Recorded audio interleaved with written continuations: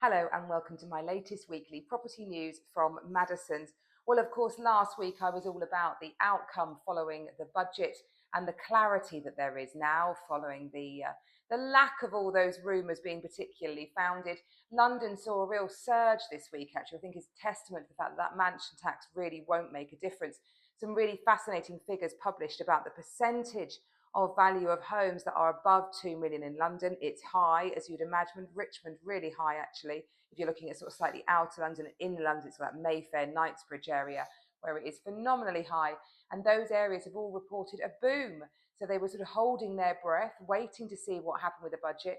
And the mansion tax really of no impact to anybody buying at that level. So those property prices have surged on actually and done quite well.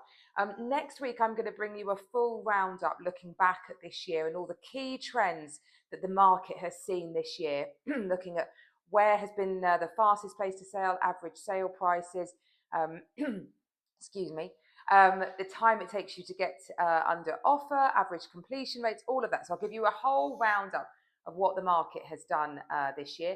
The latest copy of the business is out, and in that somewhere, I'm normally towards the back, that's just where the property section is. I don't take it personally, I promise you. Yes, on page, what even is that? Page 84, my thoughts for the property market next year. So do have a look at that. But yes, let's talk now about Renters' Rights Act, because that is what I promised I would come to you to talk about this particular week. So Renters' Rights Act, it is now happening. It's coming in on the 1st of May 2026. So we've now got a time frame of when that's all going to be implemented. And what is it mainly looking to introduce and change? Well, basically, it's all founded on the premise that tenants have quite a rough ride in many ways. They often very happy in their home, get evicted through no fault, and the government wanted to kind of really aid the plight of tenants. So the Renters' Rights Bill was proposed. It received quite a lot of feedback from both the industry, the House of Lords, of things that should be changed. Virtually nothing was changed from the original draft, and it is now coming. I fear ultimately tenants might be slightly worse off from it, but anyway, you heard my thoughts on that. So what are the key changes?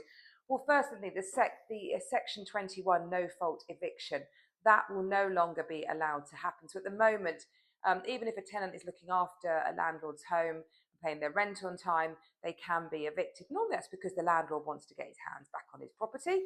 But anyway, if you've got a bad tenant, then that's the ones they want to get out. So evictions must be on legitimate grounds, rent arrears, antisocial behaviour, or the landlord needing to sell or move in, etc. So, the principle of it all good. A good tenant should be allowed to stay. It's just the fact that it's going to take a long time to get people out. The second biggest change, the end of the fixed term tenancies. All rentals will become periodic rolling tenancies. So at the moment you have a fixed contract to your tenancy, that will change. Everything will be periodic and you have to serve notice. Tenants can leave giving 2 months notice, and landlords can only seek possession with those valid grounds that I just cited above. And more regulated and fairer rent increases. So landlords can generally only increase rents once a year. If they take a property to market and it gets more than the fair rent through competitive demand, they cannot accept it. They need to simply rent the best tenant at the agreed price. They have to give at least 2 months notice of a rent increase. Tenants can challenge what they perceive to be unfair rent increases. The amount of rent that a landlord can demand in advance is limited to 1 month's rent. So a lot of at the moment, if you get a tenant who doesn't have particularly good income, it might be because they don't earn anymore, but they're sitting on a large capital balance. What happens at the moment is you can often pay your rent up front. That will change. You can't do that anymore. That might make it trickier for those tenants to get tenancies. Just thinking out loud. Anyway, and finally, the biggest other sort of section of change is new rights around discrimination, including pets and tenancy access.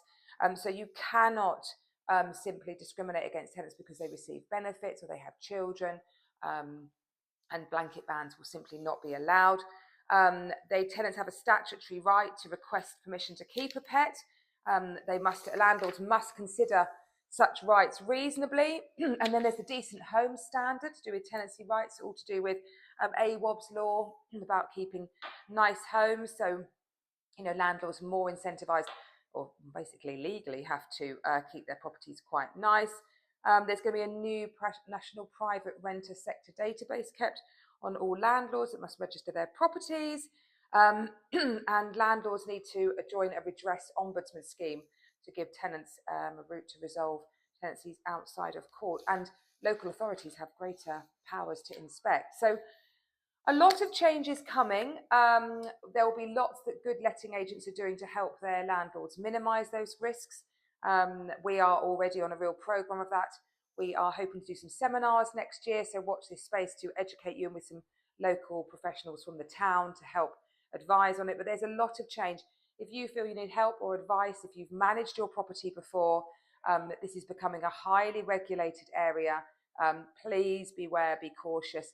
And if you want to have a chat to a letting agent, we'd be delighted to talk to you, and we will help minimise and guide you through all those changes and make sure that your property and you remain legally compliant. So lots happening and changing. So next week, as I said, I'll bring you a full roundup of the sales market over 2025. And in the meantime, I hope you have a good week, and I look forward to seeing you next week. Bye-bye.